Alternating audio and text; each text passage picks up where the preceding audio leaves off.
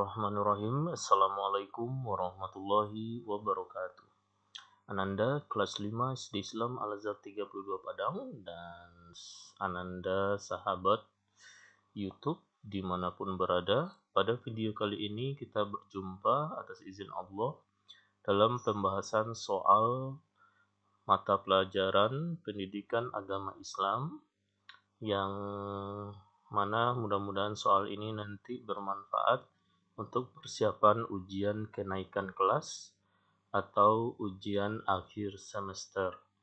Baik, kita mulai dengan membaca lafaz Bismillahirrahmanirrahim.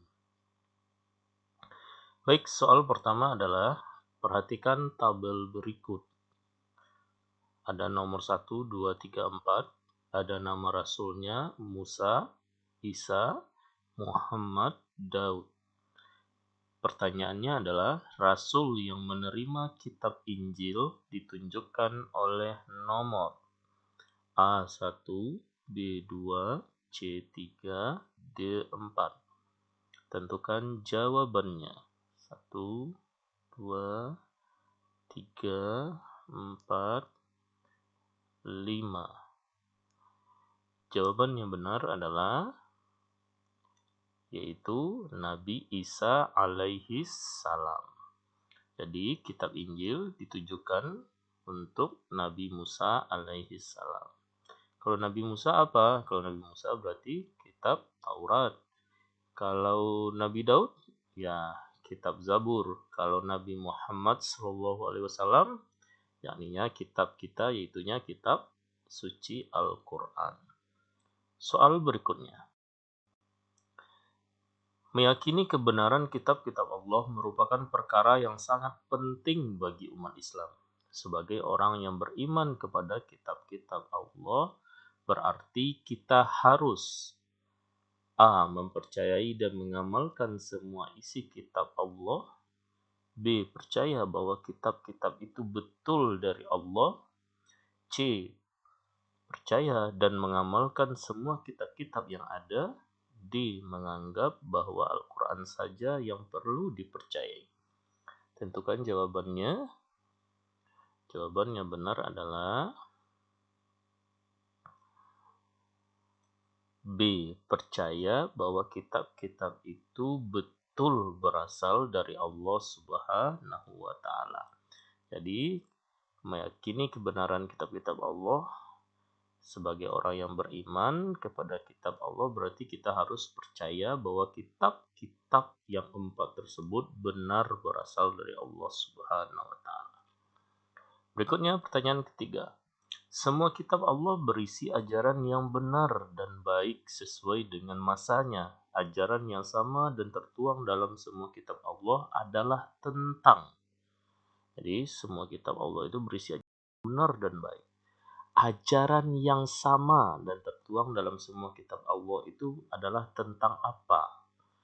1, 2, 3, 4, 5. Jawabannya adalah perintah mengesahkan Allah. Jadi di semua kitab itu berisi tentang mengesahkan Allah.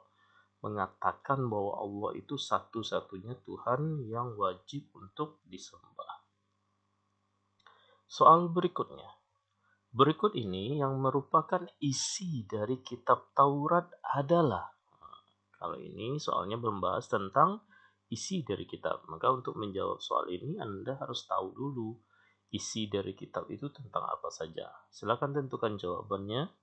1, 2, 3, 4, 5. Ya. Kitab Taurat itu salah satu isinya adalah tentang larangan menyekutukan Allah. Kalau janji dan ancaman itu isi kitab apa? Kitab Al-Quran. Kalau puji-pujian kepada Allah, kitab Zabur. Kalau zikir dan doa, itu kitab Zabur. Jadi jawaban yang tepat adalah A. Berikutnya, dasar hukum jual beli terdapat dalam Al-Quran surat apa? Oke, ini yang ditanya adalah dasar hukum. Jadi, dasar hukum jual beli itu terdapat dalam Al-Quran surat apa? Tentukan jawabannya. 1, 2, 3, 4, 5. Jawaban yang benar adalah surat Al-Baqarah ayat 275. Berikutnya, hukum jual beli adalah A, B, C, D. Silakan ditentukan. 1, 2, 3, 4, 5. Hukum jual beli adalah mubah. Artinya dibolehkan atau dihalalkan. Oke. Jadi hukum asli dari jual beli itu adalah mubah, dibolehkan. Tetapi nanti akan berubah juga. Bisa berubah menjadi haram, bisa berubah menjadi terlarang dan sebagainya. Dengan sebab-sebab tertentu.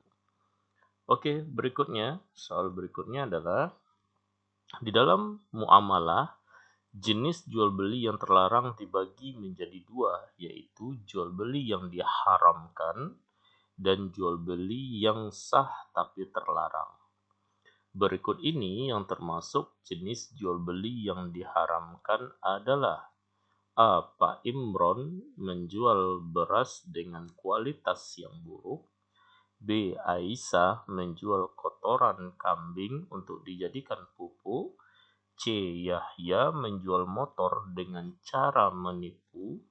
D. Bu Siti menimbun masker saat orang sedang membutuhkan.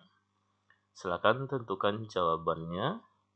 Yang ditanya adalah jenis jual beli yang diharamkan adalah 1, 2, 3, 4, 5. Jawaban yang benar adalah C. Yahya menjual motor dengan cara menipu. Jadi menipu atau curang itu adalah jual beli yang diharamkan oleh Allah dan Rasulullah. Maka jawaban tepat adalah C. Berikutnya, adanya penjual dan pembeli merupakan titik-titik jual beli. Berarti ini melengkapi kalimat. Penjual dan pembeli merupakan titik-titik jual beli. A. Syarat penjual dan pembeli. B. Syarat barang. C. Rukun. D. Ijab kabul. Jawaban yang tepat adalah rukun jual beli. Jadi kalau dalam salah satu rukun jual beli itu adalah ada penjual, ada pembeli. Berikutnya, barang yang diperjualbelikan harus jelas baik ukurannya, bentuknya, dan sifatnya oleh penjual dan pembeli. Merupakan salah satu syarat. A. Penjual dan pembeli. B. Ijab. C. Qabul. D. Barang yang dijual. Ingat, di sini sudah ada kata kunci, barang diperjualbelikan harus jelas, baik ukurannya, bentuknya, maupun sifatnya. Sifatnya itu berarti tidak mengandung racun, tidak sesuatu yang memudaratkan, atau tidak sesuatu yang haram, dan sebagainya. Jadi, jawaban yang tepat adalah barang yang dijual. Jadi, ini adalah syarat barang yang akan dijual. Berikutnya, soal berikutnya, perhatikan potongan ayat berikut. Wa ahalallahul bai'a wa harramar riba. Isi kandungan dari ayat tersebut yaitu, tentukan jawabannya. 1, 2, 3, 4, 5. Jawaban yang benar adalah Allah membolehkan jual beli dan melarang riba.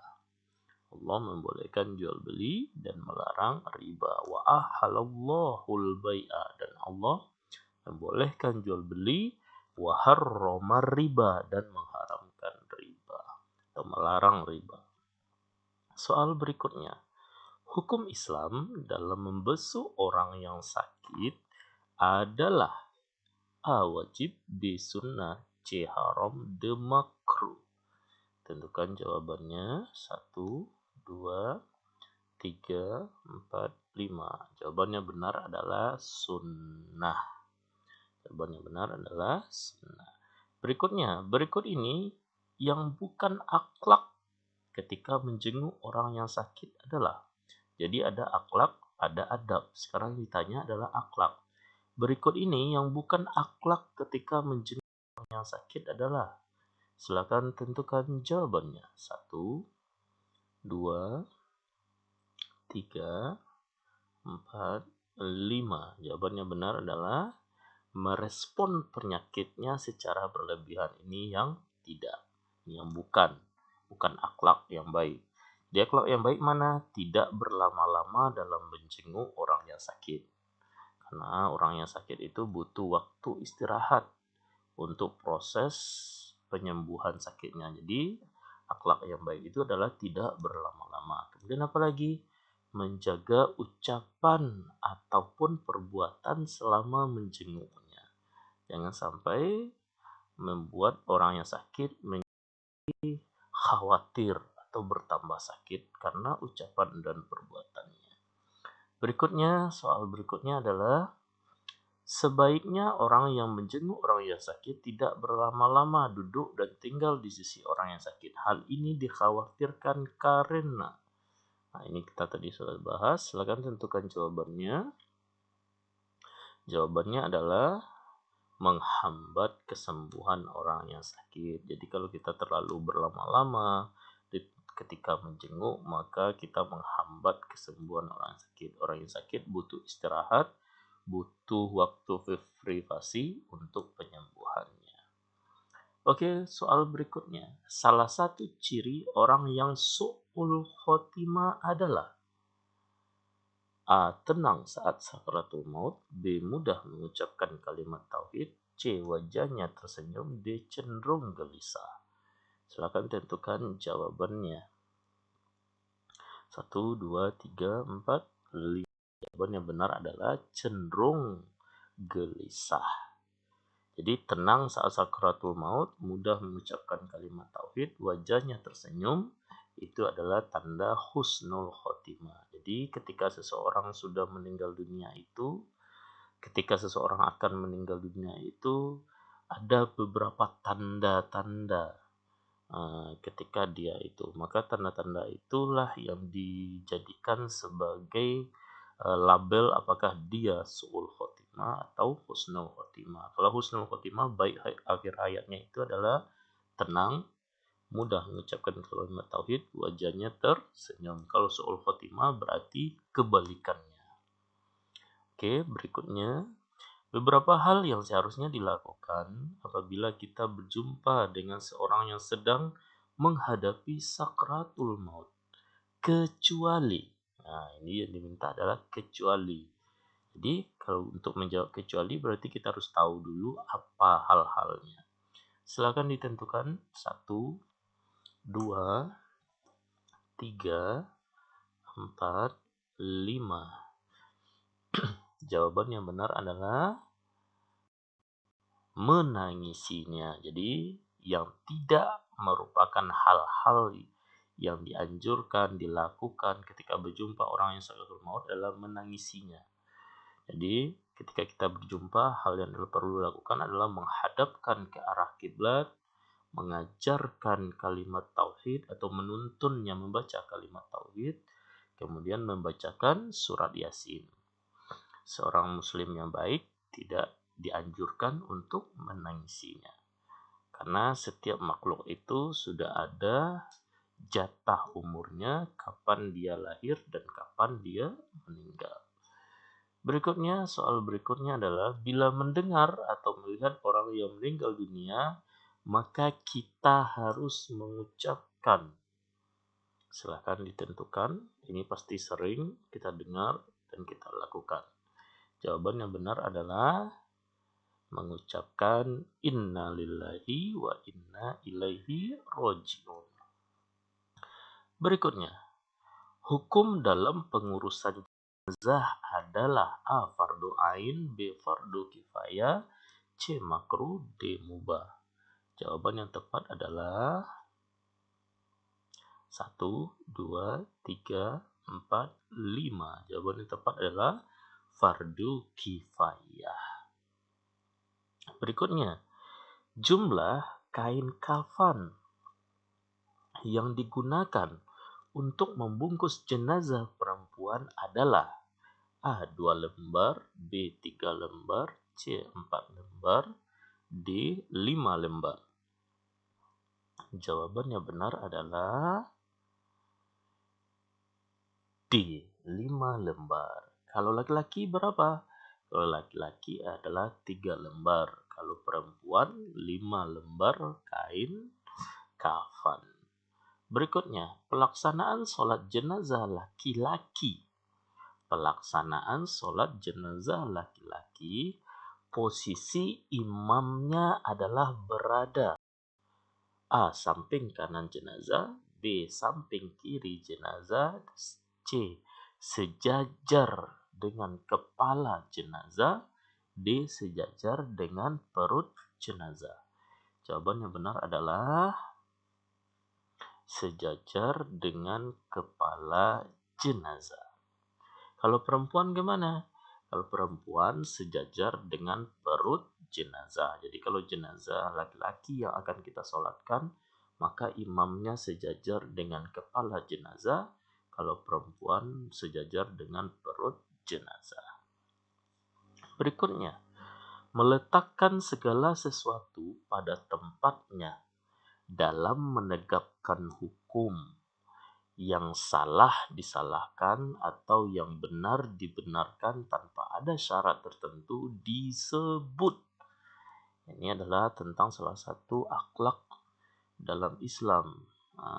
Mana yang tepat? Ini adalah pengertian dari apa? A. Ikhlas, B. Adil, C. Sederhana, D. Kerja keras. Jawaban yang benar adalah B. Adil.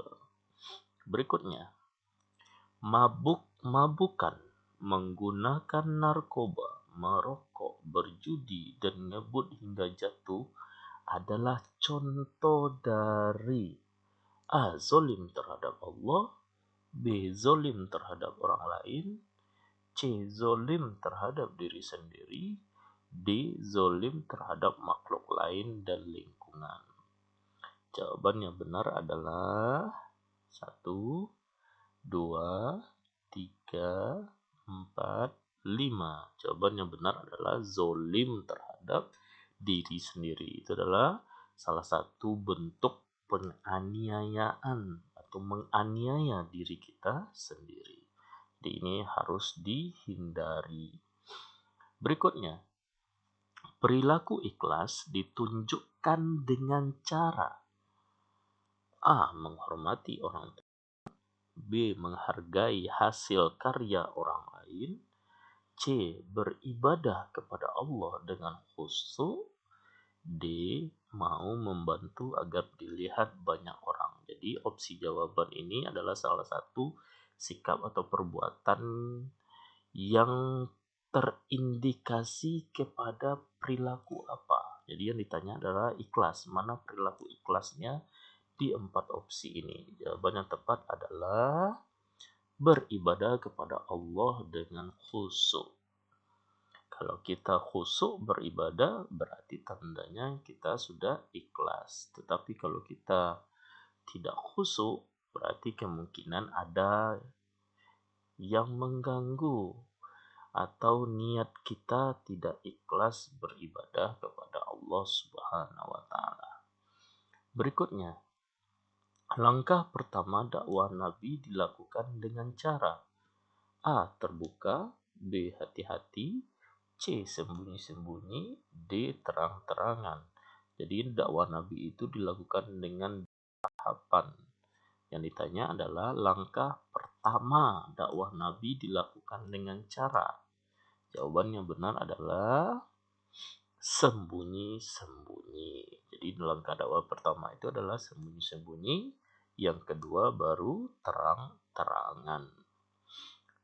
Berikutnya, orang-orang yang pertama kali masuk Islam disebut. Jadi orang-orang yang pertama kali masuk Islam pada masa dakwah sembunyi-sembunyi itu disebut dengan apa dia golongan tersebut?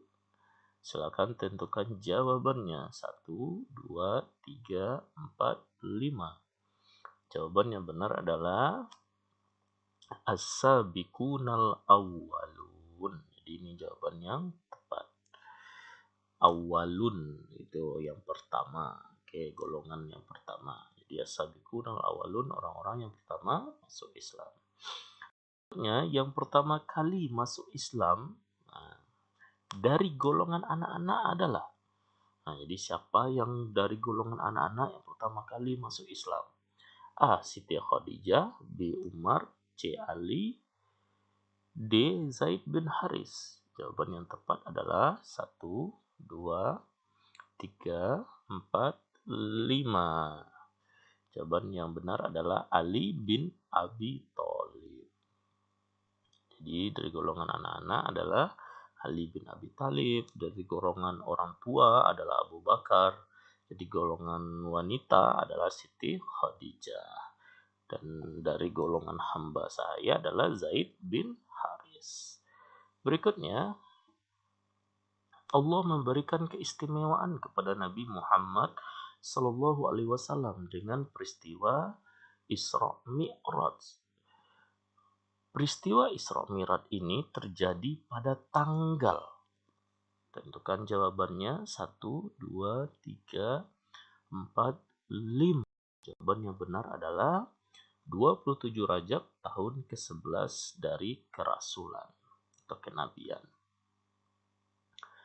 Berikutnya, arti dari kalimat Assalamu alaina adalah, ini adalah arti dari bacaan sholat.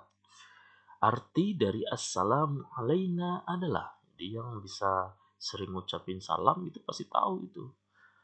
Jawaban yang tepat adalah semoga keselamatan atas kami. Assalamu, semoga keselamatan ala atas kami. Kalau nanya panjang berarti kami. Jadi assalamu alaina, semoga keselamatan atas kami. Kalau semoga keselamatan atas engkau, assalamu alaika. Kalau engkau. Berikutnya, arti dari kalimat wa min azabil qabri. Wa min azabil qabri adalah dari fitnah hidup dan mati, dari azab neraka jahanam, dari azab kubur, sesungguhnya aku berlindung kepadamu. Mana yang tepat? Jawaban yang tepat adalah dari azab kubur. Qabri itu kubur, azab itu azab atau siksaan. Min dari azabi, azab atau siksaan, qabri kubur. Jadi min azabil qabri, dari azab kubur.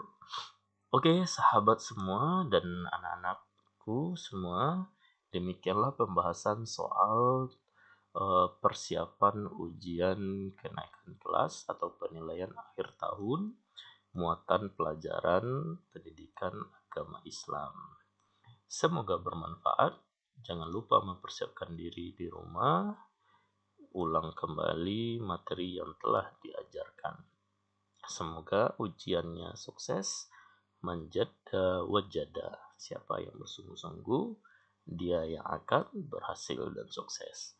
Assalamualaikum warahmatullahi wabarakatuh.